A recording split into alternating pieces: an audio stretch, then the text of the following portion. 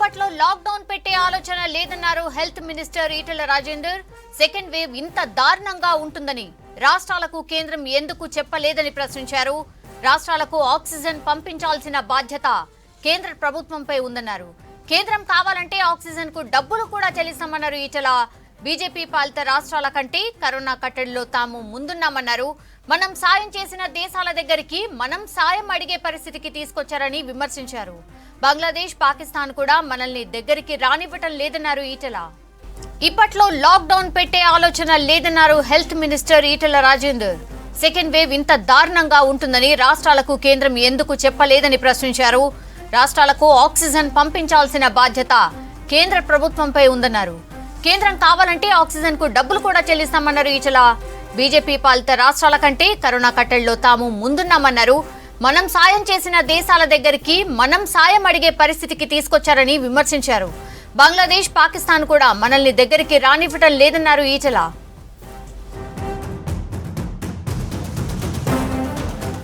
Corona సంవత్సరం పైబడి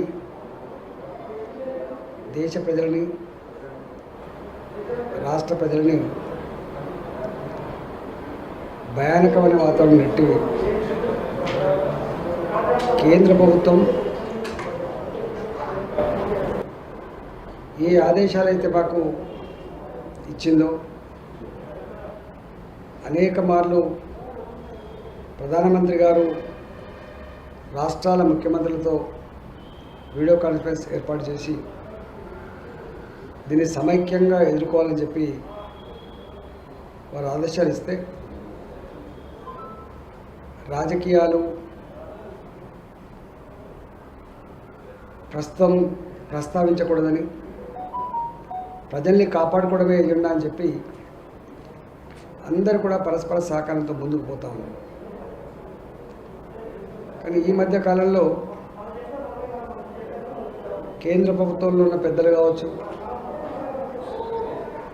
ఆ పార్టీకి సంబంధించిన నాయకులు కావచ్చు, మేమేదో ఇస్తున్నాం, రాష్ట్రాలు వాటిని వాడుకోవట్లేదు, రాష్ట్రాలు పెద్దగా పట్టించుకోవట్లేదు మాట, ఇది బాధ్యత రాహిత్యానికి సంబంధించిన మాట తప్ప బాధ్యతాయుతమైన మనుషులు మాట్లాడే మాటలు కాదు. కేంద్ర ప్రభుత్వం ఇప్పటి వరకు రాష్ట్రాలకు పెద్దగా ఒరగబెట్టింది ఏం లేదు. ఒక వ్యాక్సిన్ వాళ్ళ కంట్రోల్లో పెట్టుకున్నారు. అదేవిధంగా రెమ్డెసివిర్ ఇంజెక్షన్లు వాళ్ళ కంట్రోల్లో పెట్టుకున్నారు. ఆక్సిజన్ వాళ్ళ కంట్రోల్లో పెట్టుకున్నారు. ఏం చేయాలో నిర్దేశం కూడా వాళ్ళే ఇస్తూ ఉన్నారు. రాష్ట్రాల చేతిలో దాదాపు కొన్ని అసలే లేవు. కానీ రాష్ట్ర ప్రభుత్వాల వైఫల్యమని, రాష్ట్రాలు అందించేటువంటి దానికి ఒడిగట్టడం ఆ పార్టీకి, అధికారంలో పెద్దలకి ఇది తగదని చెప్పి నేను మనవి చేస్తా ఉన్నా. ఇతరులను విమర్శించే ముందు మీరేం చేస్తున్నారో, మీ రాష్ట్రాలలో ఏం జరుగుతుందో ఒకసారి అవలోకనం చేసుకోండి. మీరు పాలించినటువంటి రాష్ట్రాలలో ఢిల్లీ కావచ్చు, యూపీ కావచ్చు, మధ్యప్రదేశ్ కావచ్చు, గుజరాత్ కావచ్చు, ఆక్సిజన్ లేక చనిపోతున్నట్టు, ప్రమాదాలు జరిగి చనిపోతున్నట్టు పట్టింపే లేనట్టుగా వార్తలు వస్తూ ఉన్నాయి. కానీ తెలంగాణ ప్రభుత్వం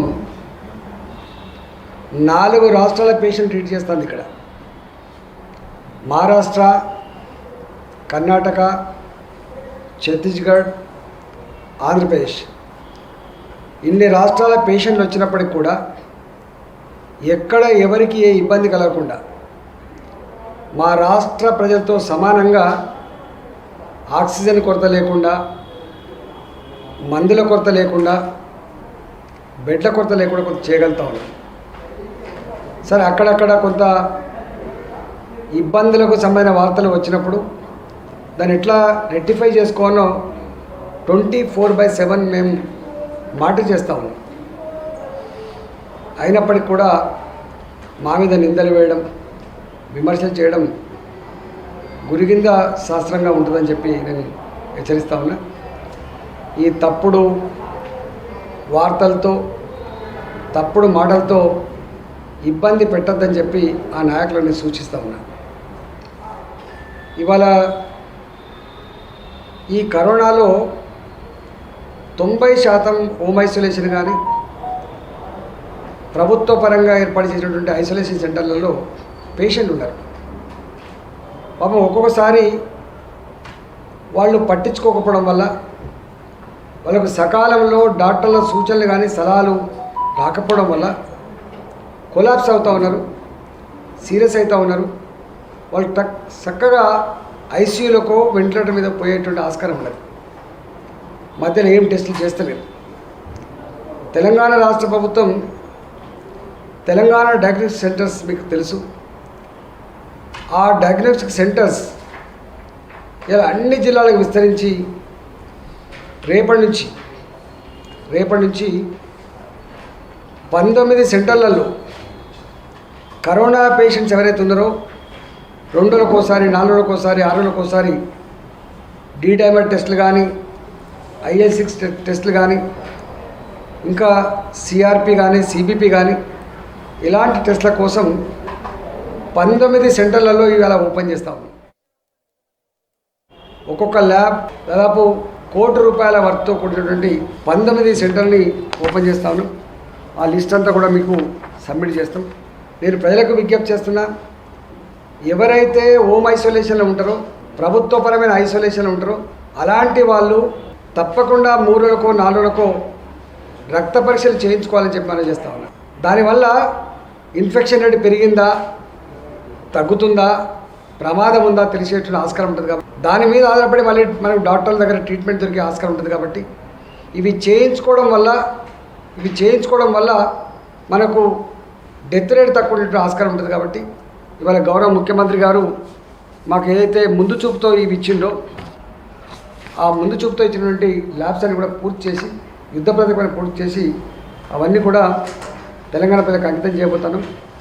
అందులో రిమ్స్లో 1, ఆదిలాబాద్, నల్లగొండలో జీజీహెచ్ హాస్పిటల్, ఆసిఫాబాద్లో డిస్ట్రిక్ట్ హాస్పిటల్, జగిత్యాలలో జిల్లా ఆసుపత్రి, జనగామలో జిల్లా ఆసుపత్రి, జోగులాంబలో జిల్లా ఆసుపత్రి, కరీంనగర్లో జిల్లా ఆసుపత్రి, కొత్తగూడెంలో జిల్లా ఆసుపత్రి, మహబాద్లో జిల్లా ఆసుపత్రి, మెదక్ జిల్లా ఆసుపత్రి, ములుగులో ఏరియా హాస్పిటల్, సిరిసిల్ల జిల్లా ఆసుపత్రి, సంగారెడ్డిలో జిల్లా ఆసుపత్రి, వికారాబాద్లో జిల్లా ఆసుపత్రి, అదేవిధంగా మహబూబ్ నగర్ జీజీహెచ్, నిజామాబాద్లో జీజీహెచ్.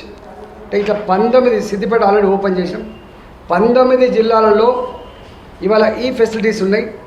₹1 ఖర్చు లేకుండా కరోనా పేషెంట్లందరికీ కూడా ఎన్ని వేలైనా కూడా ఒక రోజులో టెస్ట్ చేసి అదే రోజు రిపోర్ట్ ఇచ్చేటువంటి దానికోసం ఇవన్నీ కూడా రేపు ఎల్లుండి ఒక 2-3 డేస్లో ఓపెన్ చేయబోతున్నాం, ప్రజలకు అంకితం చేయబోతున్నామని చెప్పి నేను మనవి చేస్తాను.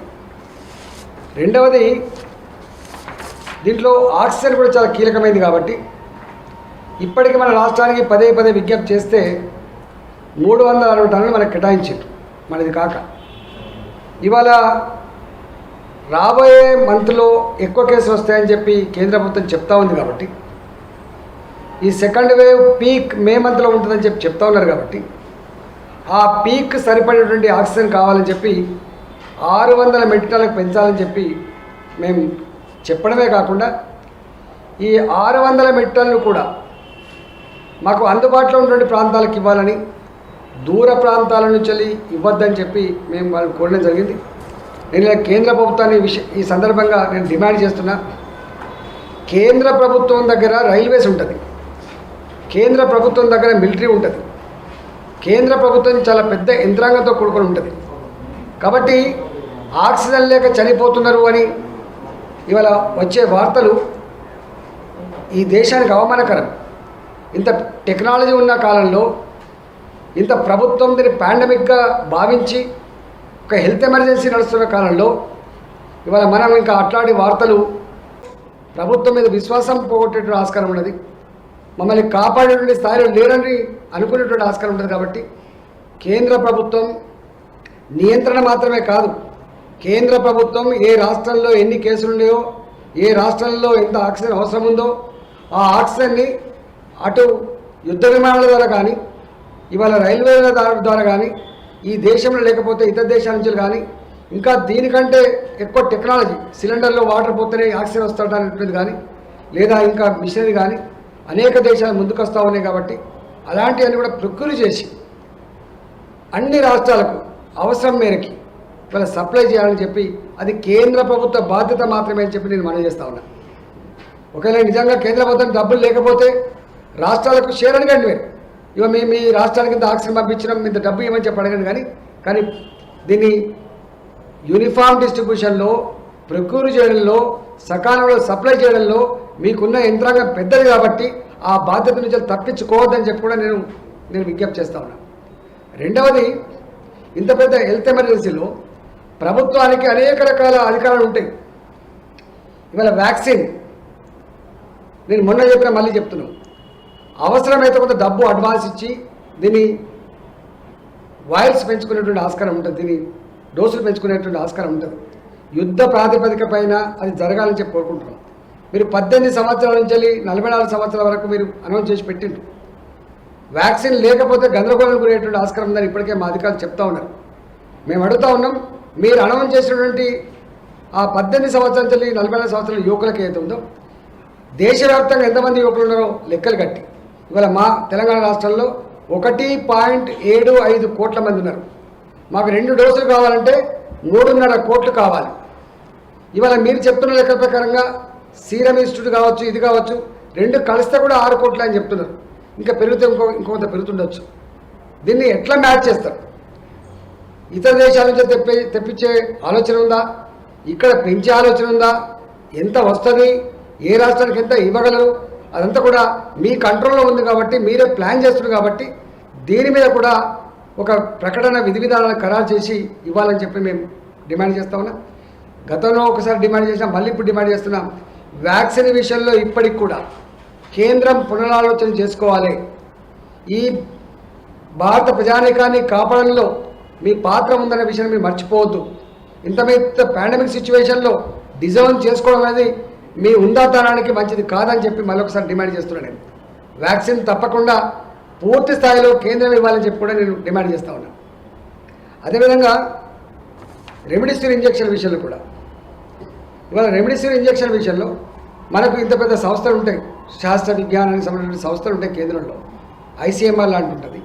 అసలు ఈ ఇంజెక్షన్ మ్యానుఫ్యాక్చర్ కావడానికి ఎంత ఖర్చు అవుతుందో మీకు తెలియదా? ఏ ట్యాబ్లెట్ ఎంత ఖర్చు అవుతుందో ఇలా లేదా లెక్కలు లేవా? ఇవాళ రెమిడిసివిర్ అనేది కాస్ట్ ఎంత పడుతుంది, ప్రొడక్షన్ కాస్ట్ ఇలా ఎంత అమ్ముతున్నారో ఒకసారి చూడండి. ఎంత అన్యాయం అంటే దానికి నాకు తెలిసి 200 రూపాయలు పడుతుందో 300 రూపాయలు పడుతుందో, కానీ ఇవాళ 3000 రూపాయలు ధర నిర్ణయించారు. ప్రభుత్వాలకు తక్కువ ఇస్తామని చెప్పి 1500 2000 రూపాయలు నిర్ణయించారు. నేను అడుగుతా ఉన్న ప్రభుత్వాన్ని, అనేక ఫార్మా కంపెనీలు ఉన్నాయి, ఇంత ఇబ్బంది పడే పరిస్థితి రావద్దు. రా మెటీరియల్ కనుక ఉంటే తప్పకుండా మ్యానుఫ్యాక్చర్ చేయడంలో అనేక రకాల ఫార్మా కంపెనీలు ఉంటాయి కాబట్టి అప్పటికప్పుడు కొంత మ్యానుఫ్యాక్చర్ చేసేటువంటి ఆస్కారం ఉంటుంది. కాబట్టి ఉన్న వాటిలో పెంచుకోవచ్చు, కెపాసిటీ పెంచుకోవచ్చు. లేని వాటిలో కూడా అవసరమైతే 1 మంత్కో 2 నెలల్లో చేసుకునేటువంటి ఆస్కారం ఉంటుంది. ఎందుకంటే ఇది ఇప్పట్లో పోయేది కాదు అంటున్నారు కాబట్టి, ఇంకా ఎన్ని రోజులు ఉంటుందో తెలియదు కాబట్టి, అది మీకే తెలియాలి. కాబట్టి ఇలాంటి పరిస్థితుల్లో రెమిడిసివిర్ లాంటి ఇంజెక్షన్స్ ఇవాళ 3000 రూపాయలు దొరికేది 30,000 రూపాయలు దొరుకుతున్నట్టుగా వార్తలు వస్తూ ఉన్నాయి. నిజమే, మేము ఇలా అక్కడక్కడే మేము ఎంక్వైరీ చేస్తే దొరుకుతూ ఉన్నారు, లోపల పెడతా ఉన్నాం. కేంద్ర ప్రభుత్వం దేశవ్యాప్తంగా ఈ పరిస్థితి ఉత్పన్నమైన పరిస్థితులలో కంట్రోల్ చేసి తీసుకోవడం ఇంపార్టెంట్ కాదు. కంట్రోల్ తీసుకునేది ఎంత ఇంపార్టెంటో సరిపోని డోసులు పంపించే బాధ్యత కూడా ఉండాలి. దాని నుంచి మీరు తప్పించుకోగలరు. అదేవిధంగా ఇతరత్వ ఇంకేమైనా కూడా చేయాలి. ఇప్పుడున్న పరిస్థితులలో ఎక్కువ ధరకు అమ్మి ప్రజల్ని దోసుకునే ప్రయత్నం చేస్తున్నటువంటి వాటి మీద ఉక్కుపాదం పెట్టాల్సిన బాధ్యత ఉంటుంది. ఇవాళ ఆక్సిజన్ బ్లాక్లు లేకుండా చూసుకోవాల్సిన బాధ్యత ఉంటుంది, రెమిడిసివిర్ బ్లాక్ లేకుండా చూసుకోవాల్సిన బాధ్యత ఉంటుంది. రేపు వ్యాక్సిన్ కూడా సరిపోని రాకపోతే బ్లాక్ చేసే ఆస్కారం ఉంటుంది. హెల్త్ ఎమర్జెన్సీలో ఇట్లాంటి పాండమిక్ సిచ్యువేషన్లో మీకున్నటువంటి అధికారాన్ని వాడి ఎక్కడ కూడా ఇబ్బంది లేకుండా అన్ని రాష్ట్రాల వారీగా కాకుండా దేశం మొత్తంగా ఒక పద్ధతి ప్రకారం చేయాలని చెప్పి కూడా నేను డిమాండ్ చేస్తూ ఉన్నా. మళ్ళొకసారి నేను ఆక్సిజన్ సప్లై చేసే వాళ్ళకి కానీ, ఈ రెమిడిసివిర్ సప్లై చేసే వాళ్ళకి కానీ, లేదా మందులు సప్లై చేసే వాళ్ళకి కానీ, ఇలా ప్రైవేట్ హాస్పిటల్ యజమానులు కానీ పదే విజ్ఞప్తి చేస్తున్నాం. మేము ఇప్పుడు డబ్బులు సంపాదించుకునే సందర్భాలు లేవు. మనం సాటి మనిషిని ఆదుకునే సందర్భంలో ఎక్కడన్నా మీరు పెడచెవిన పెట్టి అదే పని కనుక చేస్తే తప్పకుండా చర్యలు తప్పవు అని హెచ్చరిస్తా ఉన్నా. రాష్ట్రం తరపున ఇస్తాను ఉచిత వ్యాక్సిన్ ఎట్లా ప్రక్రియ చేస్తారు? షార్టేజ్ అంటున్నారు. రాష్ట్ర ప్రభుత్వం నుంచి మాట్లాడుతూ ఉన్నాం. దాని అవైలబిలిటీని బట్టి మేము ప్లాన్ చేస్తాం. దీంట్లో టెక్నికల్ ఆస్పెక్ట్ ఏంటంటే ఒకసారి ఒక వ్యాక్సిన్ ఇచ్చిన తర్వాత ఒక కంపెనీ సెకండ్ వ్యాక్సిన్ కూడా అదే ఇవ్వాల్సి వస్తుంది. మనం ఆగమాగం పోయి చేస్తూ పోతుంటే మళ్ళీ సెకండ్ వ్యాక్సిన్ ఇప్పుడు గదే జరిగింది. వాళ్ళు ఏమన్నారు, మాకు మీకు ఎంత ఉంటుందో పంపిస్తామని చెప్పిండ్రు. వాళ్ళు నమ్మి మేము ముందుకు పోయినాం. అక్కడక్కడ మన సెకండ్ డోస్ అందలేకపోయింది. కాబట్టి అట్లాంటి తప్పిదం జరగకుండా పగడబందీగా మాకు మొత్తం 3.5 కోట్ల మంది ప్రజలు 3.5 కోట్ల డోసులు ఏ ప్రకారంగా వస్తాయో చూసుకొని ఏ కంపెనీ వ్యాక్సిన్ అవుతుందో చూసుకొని దాన్ని బట్టి ప్లాన్ చేస్తాం. రెమ్డెసివిర్ ఇంజెక్షన్స్ బ్లాక్ మార్కెట్లో పెద్ద ఎత్తున అమ్ముతున్నారు సార్. ₹1,00,000 దాకా అమ్ముతున్నారు. అది దాని మీద అంతే. ఇప్పుడు కేంద్ర ప్రభుత్వం చేయాలి. నేను మళ్ళీ అంటున్నా, ఇది ఒక రాష్ట్రంలో ఉత్పన్నమైన పరిస్థితి కాదు. ఇది దేశంలో ఉన్నటువంటి సమస్య. ఇది రెమ్డెసివిర్ అనేది ఇక్కడ ఎట్లయితే బ్లాక్ జరుగుతుందో ఢిల్లీలో కూడా బ్లాక్ జరుగుతుంది, ఇలా గుజరాత్లో కూడా బ్లాక్ జరుగుతుంది. దీని మీద ఒక నియంత్రణ అనేది కేంద్ర ప్రభుత్వం దగ్గర పెద్ద వ్యవస్థ. అది ఏదంటే అది చేసుకునే ఆస్కారం ఉంటుంది. లేదు ఇట్లా అవుతున్నప్పుడు ఏదైనా ప్రపంచంలో ఈ రెమ్డెసివిర్ ఇక్కడ దొరికితే ఇంపోర్ట్ చేసుకోవాలి కదా, తెచ్చి ఇవ్వాలి కదా. డబ్బులు పెట్టేటువంటి ఆ ఉదార భావం నీకు లేకపోవచ్చు, అంత గొప్పతనం నీకు లేకపోవచ్చు, కానీ తెచ్చివ్వండి, మేము కొనుక్కుంటాం. ఇంపోర్ట్ డ్యూటీ తగ్గిస్తావా, ఇంకోటి చేస్తావా, ఇంకా లిబరలైజ్ చేస్తావా, అది నీ బాధ్యత కదా. ఈ వ్యాక్సిన్ పై క్లారిటీ ఎప్పట్లో వస్తుంది సార్? అంటే ఇప్పటికీ చాలా మంది వ్యాక్సినేషన్ సెంటర్ దగ్గర నిలబడి యాక్చువల్గా నిన్న మా డిహెచ్ గారు డిఎంఈ గారు కొన్ని విషయాలు చెప్పిండ్రు. టెస్టింగ్ కిట్ల విషయంలో కూడా మనం చెప్పిన టెస్టింగ్ కిట్లు ఈ దేశంలో ఈ కరోనా కేసులు పెరిగిన తర్వాత ₹35 ఉన్న టెస్టింగ్ కిట్టు ₹80, ₹100 అమ్ముతున్నారు. ఎన్ని కంపెనీలు ఉన్నాయో మనకు తెలుసు. దాని మీద మీకు నియంత్రణ ఉండాలి కదా, దాన్ని హ్యాండ్ ఓవర్ చేసుకోవాలి కదా. ఒక రాష్ట్రం చేసే కాదు కదా. ఇప్పుడు ఆక్సిజన్ మీద నీకు నియంత్రణ ఉండాలి, రెమ్డెసివిర్ మీద నీకు నియంత్రణ ఉండాలి, వ్యాక్సిన్ మీద నియంత్రణ ఉండాలి, మీరు చెప్తున్న దాని మీద కూడా నియంత్రణ ఉండాలి. కేంద్ర ప్రభుత్వం చేయాలి.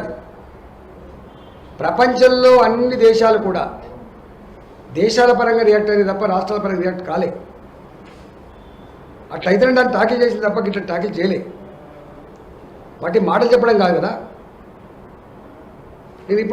నేను విమర్శ చేస్తున్నాను, కానీ కేంద్ర ప్రభుత్వం సెకండ్ వేవ్ వస్తా అని చెప్పి హెచ్చరించింది, కానీ ఇంత తీవ్రంగా ఉంటుందని చెప్పి ఎవరైనా చెప్పిందా? ఒకవేళ తీవ్రంగా ఉంటే నువ్వు ఎక్స్పెక్ట్ చేస్తే నీకు ఆ సమాచారం కనుక ఉంటే ఇలా దేశవ్యాప్తంగా ఎలక్షన్లు పెట్టేవాళ్ళు కాదు కదా. మీరు కుంభమేళాలకు మీరు ఆ పర్మిషన్ ఎట్లా ఇస్తారు చెప్పండి? అంటే సెకండ్ వేవ్ యొక్క గ్రావిటీ ఏందో, తీవ్రత ఏందో మీకు తెలియదు. తెలిసి ఉంటే ఈ పని మరి చేసిన తప్పు అవుతుంది. ఇవాళ రాష్ట్రాలను తప్పడుతున్నారు మీరు. రాష్ట్రాలు ఎక్కడ చేయించారు మీరు? సెకండ్ వేవ్ వస్తా అని చెప్పింది తప్ప దాని గ్రావిటీ ఎట్లుంటుంది, ఎన్ని వేల కేసులు రాబోతూ ఉన్నాయి, ఎంతమందికి ఇది అవసరం ఉంటుంది, అది అవసరం ఉంటుంది అని మీరు చెప్పిందా? చెప్పి ఉంటే మీరే ఇది అంతా ఆదేశాలు ఇచ్చి ఉండాలి కదా. రెమెడిసిన్ మ్యానుఫ్యాక్చరింగ్ కోసం, ఆక్సిజన్ మ్యానుఫ్యాక్చరింగ్ కోసం రాష్ట్రాలు ఎట్లయితే ఆలోచిస్తున్నాయో, ఎక్కడ దొరికితే ₹1 ఎక్కువ తెచ్చుకుందామన్నట్టుగా దేశం కూడా అట్లా ఆలోచించే పరిస్థితి. దీని బాధ్యత వాళ్ళు కాదా? వ్యాక్సిన్ పంపిణీ విషయంలో గ్రామీణ ప్రాంతాల ప్రజలకు ఏ విధంగా వ్యాక్సిన్ ఇస్తారో దాని మీద మాకు రోజుకు 10 లక్షల డోసులు వ్యాక్సిన్ ఇచ్చేటువంటి కెపాసిటీ ఉంది. మాకు బిగినింగ్లో మనం పెద్ద పెద్ద హాస్పిటల్లో ఇచ్చి అబ్జర్వేషన్లో పెట్టేవాళ్ళం, వాళ్ళకి రియాక్షన్స్ వస్తాయా చూసేవాళ్ళం. మనకి ఇప్పుడు అది లేదు. మీకు తెలిసి రియాక్షన్స్ చాలా తక్కువ. ఎక్కడో ప్రతి దాంట్లో కూడా రియాక్షన్స్. పెన్సిలిన్ ఇంజెక్షన్కి గిన్ని సంవత్సరాల తర్వాత కూడా పెన్సిలిన్ ఇచ్చి కూడా రియాక్షన్ వచ్చే వాళ్ళు ఉంటారు. కాబట్టి ఎక్కడో 0.5 1% ఉంటుండొచ్చు, కానీ మెజారిటీ లేదు. కాబట్టి ఇప్పుడు ఆ అబ్జర్వేషన్ సెంటర్లు, ఆ పాత పద్ధతులన్నీ ఇప్పుడు అవుట్డేటెడ్ అయిపోయినాయి. కాబట్టి ఎక్కడ దాకా ఇవ్వచ్చు? పిఎస్సి స్థాయి మాత్రమే కాకుండా సబ్ సెంటర్ల స్థాయిలో కూడా ఇచ్చుకునేటువంటి ఆస్కారం ఉంటుంది. ఇంకా మా ఏఎన్ఎంలు ప్రతిరోజు ఒక గ్రామానికి పోతూ ఉంటారు. వాళ్ళకి ఒక షెడ్యూల్ ఉంటుంది. నెలకు ఒక్కొక్క గ్రామాన్ని ఒకసారి టచ్ చేసేదానికి. గతంలో ఉన్నటువంటి వ్యాక్సిన్స్ ఏవైతున్నాయో ఆ వ్యాక్సిన్స్ ఇచ్చేటువంటి డ్యూటీ వాళ్ళదే ఉంటుంది. అవసరమైతే మా ఏఎన్ఎంలు మా ఆశా వర్కర్లు ఇవాళ గ్రామాల స్థాయి కూడా పోయి వేసేంత కెపాసిటీ ఉన్నది. కాబట్టి వ్యాక్సిన్ దొరకడం ఇంపార్టెంట్, కానీ దొరికిన తర్వాత వేసడానికి చాలా ఈజీ. ఎందుకంటే వ్యాక్సినేషన్లో మీకు తెలుసు తెలంగాణ దేశంలో 96%తో ప్రథమ స్థానంలో ఉన్నది. సార్, ఎన్నికలు జరిగే చోట ఏమన్నా ప్రత్యేక చర్యలు తీసుకున్నారు సార్? యాక్చువల్గా మనది ఒక 4-5 మున్సిపాలిటీ చిన్న అవి ఆల్రెడీ ప్రికాషన్స్ తీసుకున్నాం. అవన్నీ కూడా నిన్న election commission, state election commission ఆదేశాలు ఇచ్చింది. అవన్నీ కూడా మాస్కులు లేకుండా రావద్దని, అసలు విడివిడిగా ఉండాలని చెప్పిండు. అవి ఆదేశాలు ఇచ్చింది. మేము కూడా ఒక 2-3 ఈ సందర్భంగా మాకు కొంత డిమాండ్స్ వస్తున్నాయి. ఒక 3 డిమాండ్స్. ఒకటి, వ్యాక్సినేషన్ టెస్టింగ్ ఒకటే పిఎస్సీలు జరుగుతున్నప్పుడు అంత కలగడంలో అవుతుంది, క్రాస్ కంటామినేషన్ అవుతుందని చెప్పిండు. దాన్ని మేము కొంత ఎట్లా దాన్ని ఎలిమినేట్ చేయాలో చూస్తూ ఉన్నాం. రెండోది ఏం డిమాండ్ వస్తుందంటే సీనియర్ సిటిజన్లకు కొంత ప్రయారిటీ ఇవ్వండి, వాళ్ళ లైన్లు వేరు పెట్టుండి, వీళ్ళతో ఉంటే మాకు కంటామినేట్ అవుతుందని చెప్పారు. సీనియర్ సిటిజన్ల యొక్క డిమాండ్లు కూడా, వాళ్ళ రిక్వెస్ట్ కూడా మేము ఎట్లా సార్ట్అవుట్ చేయాలో చూస్తాం. 2. మూడోది, పిఎస్సీలు సరిపోకపోతే మా కమ్యూనిటీ సెంటర్స్ ఉంటాయి గ్రామాలలో మండలాల్లో పెద్ద కమ్యూనిటీ సెంటర్స్ ఉంటాయి కదా, అలాంటి వాటిని కూడా ఎట్లా వాడుకోవాలో చూస్తాం. సార్, మీరు చెప్పిన మాటలు అంటే మొదటి నుంచి కేంద్ర ప్రభుత్వం ఏదైతే గైడ్లైన్స్ ఇస్తుందో ఆ గైడ్లైన్స్ను తూచా తప్పకుండా ఇక్కడ ఉన్నటువంటి గవర్నమెంట్ అమలు చేస్తూ ఉంది. పరిస్థితి అదుపులో ఉన్నంత వరకు ఇక్కడ గవర్నమెంట్ మంచిగా పనిచేస్తూ ఉంది, పటిష్టంగా పనిచేస్తూ ఉంది, అదుపులో ఉన్నాయి కేసులు అన్నది ప్రభుత్వం చెప్పుకుంటూ వస్తూ ఉంది. కానీ కేసులు మితిమీరిపోయిన తర్వాత చేతులు ఎత్తేసి కేంద్ర ప్రభుత్వం మీద నెట్టుతుంది అన్నది ఒకటి. రెండోది, టీఆర్ఎస్ ఇక్కడ ఉన్నటువంటి ప్రభుత్వం సంబంధించినటువంటి గవర్నమెంట్ హాస్పిటల్స్లో వెబ్సైట్లలో చూసినటువంటి లెక్కలు ఓ రకంగా ఉన్నాయి, గ్రౌండ్ లెవెల్లో ఉన్నటువంటి లెక్కలు ఓ రకంగా ఉన్నాయి, బెడ్స్ షార్టేజ్ ఉన్నాయి. ఒక్కో పేషెంట్ అడ్మిట్ కావడానికి మినిమం 3-4 గంటలు టైం పడుతున్నటువంటి సిచ్యువేషన్. ఆక్సిజన్ సంబంధించినటువంటి సప్లై ఏదైతే ఉందో రాష్ట్ర ప్రభుత్వం ఇస్తున్నటువంటి లెక్కల ప్రకారమే కేంద్రం రాష్ట్రాలకు ఇస్తుంది అన్నది కేంద్రం చెప్తా ఉంది. దీన్ని ఎట్లా చూడవచ్చు సార్? యాక్చువల్గా తప్పు. కేంద్ర ప్రభుత్వం ఇచ్చిన సూచనలు సలహాలు ఇప్పటిదాకా తూచా తప్పకుండా పాటించింది తెలంగాణ రాష్ట్రం. అందువల్ల ఏనాడు కూడా రాజకీయపరమైన విమర్శలు చేయింది కూడా టీఆర్ఎస్ ప్రభుత్వం. కానీ మేము ఎప్పుడు విమర్శ చేయలేదు. మా మీద విమర్శ చేస్తున్నాం. మేము ఇది ఇచ్చినాం వాడుకోవట్లేదు, అది ఇచ్చినాం మీరు పెట్టలేదు, వాళ్ళు విమర్శిస్తున్నాం. వాళ్ళ విమర్శకు సమాధానం చెప్తున్నాం తప్ప నేను విమర్శ చేయట్లేదు. గంత కుసంస్కారంగా లేము. మేము ఒకరి మీద నెట్టేసి మేము తప్పించుకుందాం లేము. కానీ ఇవాళ కూడా నేను ఒక మాట చెప్తున్నా, సగర్వంగా చెప్తున్నా, మొత్తం దేశంలో వాళ్ళు పాలించే రాష్ట్రాల కంటే కూడా ఇవాళ ఎఫెక్టివ్గా కరోనా కట్టడిలో పనిచేస్తున్న రాష్ట్రం తెలంగాణ. దీనికి కాదంగా చెప్పమని చెప్పండి, గుండె మీద చేసుకొని చెప్పమని చెప్పండి.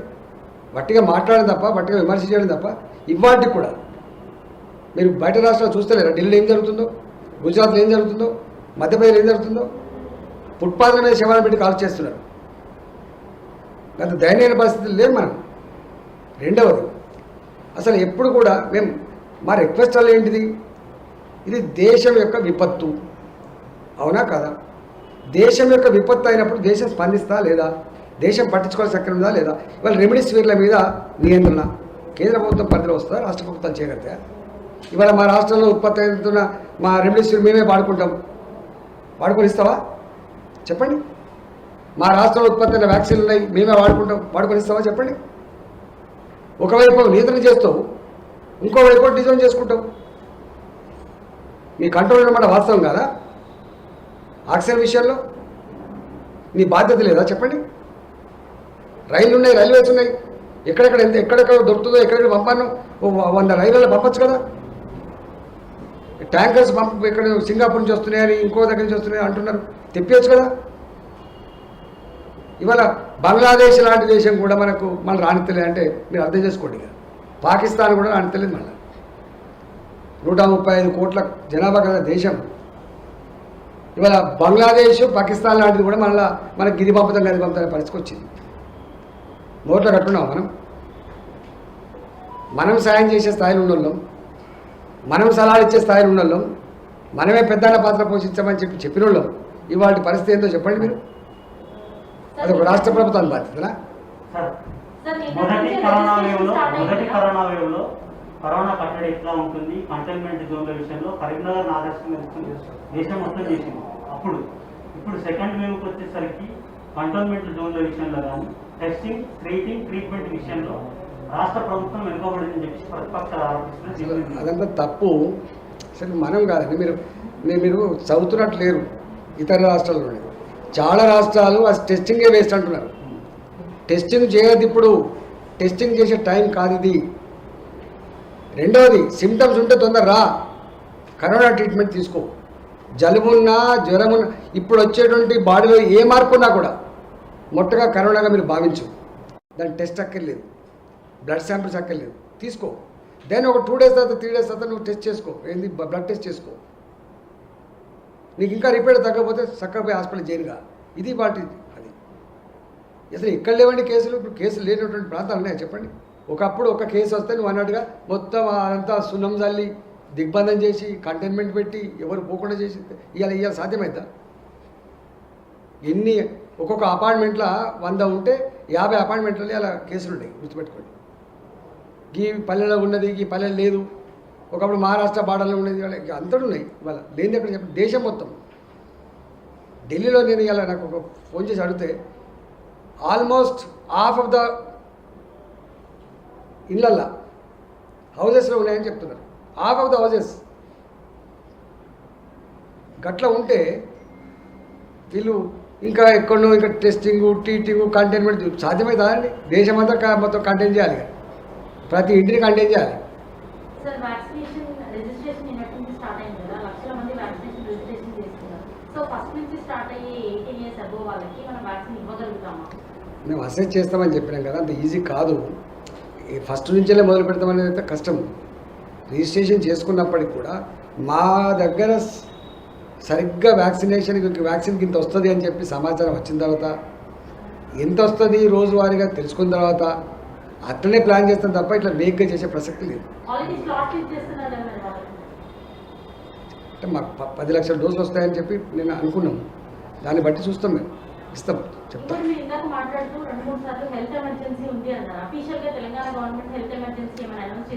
తెలంగాణ కాదండి, దేశం చేయాలి ఇది. ఒక రాష్ట్రం చేస్తే అయ్యేది కాదు ఇది. దేశం, కేంద్ర ప్రభుత్వం ఆలోచించి చేసుకోవాలి.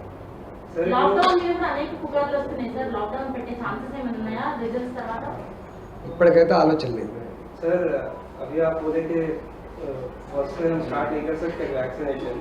अगर ये बीजेपी को मालूम हुआ तो फिर क्रिटिसाइज करते हैं आपको कि हम तो परमिशन दे दिए लेकिन ये लोग रेडी नहीं है वैक्सीनेशन के लिए. अरे हमारा उतना कम नहीं है हमारे राज्य. మా రాష్ట్రం గంత మీన్గా చిన్నగా లేదు. ప్రజల ప్రాణాలను కాపాడంలో డబ్బుల ముఖం చూడదు ప్రభుత్వం. మేము కొనుక్కోలే కాదు, మాకు చేతగా కాదు. కానీ ఎందుకు నువ్వు తప్పించుకుంటున్నావు? నీ కర్తవ్యం నుంచి ఎందుకు తప్పించుకుంటున్నావు? ఇంత పాండమిక్ సిచ్యువేషన్లో కూడా ఎందుకు డబ్బుల ముఖం చూస్తున్నావు? ఎందుకు చిన్నగా ఆలోచిస్తున్నావు అని అడుగుతున్నాం మేము. ఒక రాష్ట్రం రేపు ఇంపోర్ట్ చేసుకోవాలి వ్యాక్సిన్, సాధ్యమైందా చెప్పండి? మాకు సరిపోదు. మాకు 3.5 కోట్లు కావాలి. 3 నెలలు ఇవ్వాలనుకుంటున్నాం. 3.5 కోట్ల వ్యాక్సిన్ 3 నెలలు ఇవ్వాలనుకుంటున్నాం అనుకోండి. ఎంత రావాలి పర్ మంత్? 1 కోటి చిల్లర రావాలి. 1,20 లక్షలు, 1,30 లక్షలు రావాలి. ఈ 1,30 లక్షలు ఇక్కడ దొరుకుతుందా చెప్పండి? దీన్ని ఇంపోర్ట్ చేసుకోవాలి. ఈ ఇంపోర్ట్ డ్యూటీస్ ఎవరేస్తారు? కేంద్ర ప్రభుత్వం కదా. పర్మిషన్ ఎవరిస్తారు? కేంద్ర ప్రభుత్వం కదా. నేను కదా అడుగుతున్నా. మీకు ఎంత ఖర్చు వస్తుంది సార్? అది 3.5 డోస్ సార్. ఏమో ఇవ్వలేదో సీరం పూనా 300 రూపాయలు ఫిక్స్ చేసినది, రాష్ట్రాలు 300 ఇస్తామని చెప్పి ఒక్కొక్క రోజు మొన్న 600 అన్నారు, మొన్న ఒక 400 అన్నారు, 300 అన్నారు, రేపు 200 అంటారు. నేను ఒక మాట అంటున్నా, ఇది ఎంతకు ఉత్పత్తి అవుతుందో నిర్ధారించలేమా? ఈ ప్రభుత్వానికి ఆ శక్తి లేదా? టెక్నాలజీ లేదా? అనుభవం లేదా? నిర్ధారించి వాళ్ళకు మీకు గింత అవుతుంది ఉత్పత్తి కాస్ట్, గింత నిర్ణయించుకోండి, గింతకి ఇవ్వండి అని చెప్పి అది లేదండి. ఇది జాతీయ విపత్తు కదా. ఇవాళ నేను రాత్రి ఒక ఆయన చెప్తుడు, 1,00,000 రూపాయలు దొరికే ఆక్సిజన్ 10 లక్షలు కొన్నాను. ఇంకో ఆయన చెప్పిండు 5 లక్షల రూపాయలు కొనేటువంటి ఆక్సిజన్ 15 lakhs కొన్నాను. ఎట్లా చెప్పండి ఇది? సార్ ఇప్పుడు సార్ మీరు వ్యాక్సిన్ సెంటర్ ఇవ్వాలా, డోస్ ఎంత అసలు తెలంగాణ రాష్ట్రం ఇప్పటివరకు ఏ కంపెనీతో చర్చ జరిగింది? ఎంత వ్యాక్సిన్ వచ్చే అవకాశం ఉంది? మనకి ఏమైనా స్పష్టత ఉందా? మన దగ్గర ఉన్నటువంటి భారత్ బయోటెక్తో చర్చ జరిపినాం. రేపు ఉత్పత్తి కాబోయే ఇంపోర్ట్ చేసుకునేటువంటి రెడ్డి ల్యాబ్స్ కూడా మాట్లాడుతున్నారు. అదంతా సిఎస్ గారి ఆధ్వర్యంలో కమిటీ ఉన్నది. ఆ పని అంతా చేస్తూ ఉన్నాం. మాకు దాంట్లో ప్రతి దానికి ఒక కమిటీ ఉంది. ఆక్సిజన్ చూసే కమిటీ ఉంది, ఆక్సిజన్ డిస్ట్రిబ్యూషన్ చేసే కమిటీ ఉంది, మందుల ప్రక్రియ చేసే కమిటీ ఒకటి ఉన్నది. ఇవన్నీ కమిటీస్ ఉన్నాయి. సిఎస్ గారి ఆధ్వర్యంలో దీన్ని సీఎం గారు ఇచ్చిన బాధ్యత నడుస్తాం.